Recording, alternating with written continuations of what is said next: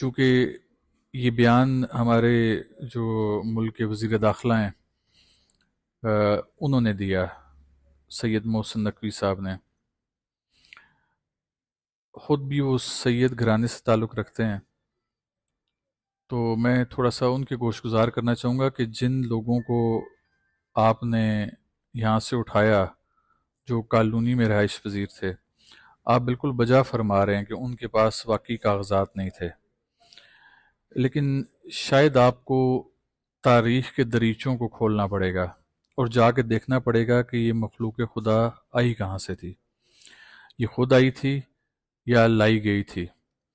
تو میں ان کو گوش گزار کروں، اگر انہوں نے تاریخ کا مطالعہ نہیں کیا تو ذرا تاریخ اٹھا کر دیکھیں کہ جب یہ اسلام آباد دارالخلافہ بننے جا رہا تھا تو اس دارالخلافہ کو بنانے کے لیے مستری اور مزدوروں کی ضرورت تھی، لیبر فورس کی ضرورت تھی، تو ایسے میں اس لیبر کالونی کو آباد کیا گیا، پھر یہ لوگ یہیں رہائش پذیر ہو گئے، پھر بعد سلسلہ چلتا رہا، لوگ وہاں پر آباد ہوتے رہے، اور یہ سب حکومت کی ناک کے چھتری کے نیچے ہوتا رہا۔ تو اگر اتنا غیر قانونی عمل تھا تو پھر اس کا مطلب ہے کہ سن 1965 سے لے کر اب تک جتنے بھی عہد گزرے ہیں ان تمام عہد کے لوگوں کو، خواہ وہ سرکاری ملازمین تھے یا حکومتی عہدیدار تھے، ان سب کو مورد الزام ٹھہرانا چاہیے اور ان کو سزائیں بھی ہونی چاہیے کہ آپ کی ناک کے تلے ہوتا رہا اور آپ سوئے رہے، اتنا بڑا ایک کوہرام برپا ہو گیا۔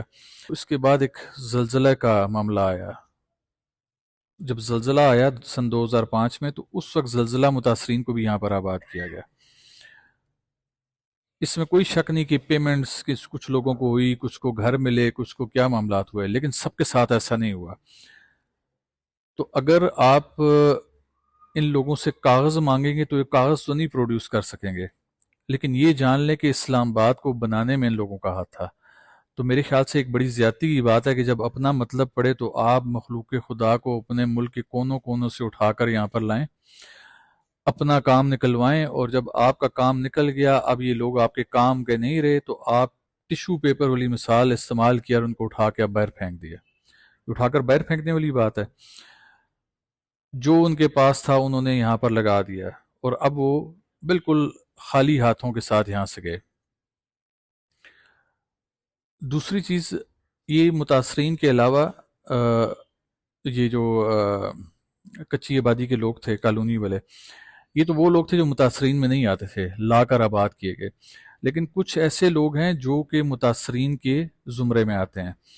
تو میں وزیر داخلہ صاحب سے عرض کروں گا کہ آپ ذرا تاریخ اٹھا کر دیکھیں، یہ جو متاثرین ہیں یہ وہ لوگ ہیں کہ جب پاکستان کے بھی کاغذ نہیں بنے تھے، پاکستان کے بھی کاغذ نہیں بنے تھے، پاکستان دنیا کے نقشے پر نمودار نہیں ہوا تھا، تو یہ متاثرین پھر بھی یہاں پر آباد تھے۔ یہ بستی حضرت بر امام سرکار رحمۃ اللہ علیہ نے آباد کی، یہ چور پور تھا، آپ نے اس کو نور پور اپنے نور سے بنایا، اور آپ ہی کے صدقے، آپ ہی کی مرہون محنت یا بستی آباد ہوئی۔ جو بستی ایک اللہ کے ولی نے آباد کی، آپ اس سے کاغذ مانگتے ہیں؟ اب آپ بتائیں، کاغذ پاکستان بننے سے پہلے کے کاغذ کون دیتا؟ متاثرین میں ایسے لوگ بھی موجود ہیں جو 300 سال سے اس علاقے میں آباد ہیں۔ 300 سال کا مطلب ہے کہ جب انگریز بھی برصغیر میں نہیں آیا تھا تو اس وقت بھی ان لوگوں کے آباء و اجداد یہاں پر موجود تھے۔ تو اب انگریز سے پہلے کیا یہ منگولوں کے پاس جائیں، مغل بادشاہ کے پاس جاتے؟ کیا اس زمانے میں یہ رجسٹریاں انتقال وغیرہ تھے، یہ معاملات ہوتے تھے، زمین کی ڈیمارکیشن ہوتی تھی؟ اس طرح نہیں ہوتا تھا، تو یہ کہاں سے آپ کو کاغذ پروڈیوس کریں گے؟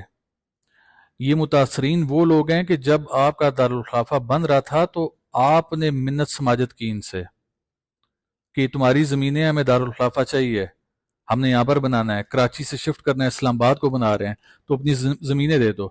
یہ ان لوگوں کا احسان ہے حکومت کے اوپر، اس پاکستان کے اوپر ان متاثرین کا احسان ہے کہ انہوں نے اپنی زمین جائیداد دی، خوشی سے نہیں دی۔ خوشی سے کون اپنا گھر بار دیتا ہے، کون اپنی زمینیں دیتا ہے؟ باوجہ مجبوری دی گئی۔ کچھ لوگوں نے تو کہا کہ چلیں حکومت آ رہی ہے، ہمارا ملک ہے، دے دیتے ہیں، کچھ کو اسی طریقے سے زبردستی ان سے لی گئی کہ چونکہ دارالخلافہ بن رہا ہے آپ نے دینی ہی دینی ہے. 5 سے 7 روپے کنال کے حساب سے زمین بکی ہے وزیر داخلہ صاحب. تو 7 روپے کنال کے حساب سے آپ نے پیمنٹ دے کے ماضی کی حکومتوں نے لوگوں سے زمینیں لیں. ہم آپ سے کہتے ہیں کہ اگر آپ کو اس وقت ضرورت تھی دارالخلافے کے لیے جگہ تو آپ نے لے لی، بہت اچھی بات.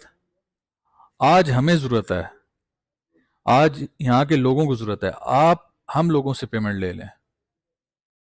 جیسے آپ نے ہمیں 7 روپے کے حساب سے ہم سے لی، ہم یہ نہیں کہتے آپ ہمیں 1700 روپے کے حساب سے کنال دے دیں. نہیں، ہم کہتے ہیں کہ ایک جائز ریٹ مقرر کیا جائے، 4 اچھے لوگوں کی موجودگی میں ریٹ کا تعین ہو، تو اس حساب سے ہمیں جگہ واپس کر دی جائے. اگر آپ وہ بھی نہیں کرتے تو پھر آپ کیسے ہم سے کاغذ دریافت کر سکتے ہیں؟ کیسے کاغذ مانگ سکتے ہیں؟ ہم کہاں سے آپ کو کاغذ لا کے دیں گے؟ یا جس دور میں آپ نے متاثرین سے جگہیں لی تو کیا آپ نے ان سے کاغذ مانگے تھے کہ یار تمہارے کاغذ کہاں پر ہیں؟ یہ تو کھلی زمین تھی، یہ اسی طریقے سے آپ نے رقبے اٹھائے لوگوں سے. آج کاغذوں کی ڈیمانڈ کرنا یہ تو ایک عجب سی بات ہے، منطق سے بالاتر ہے.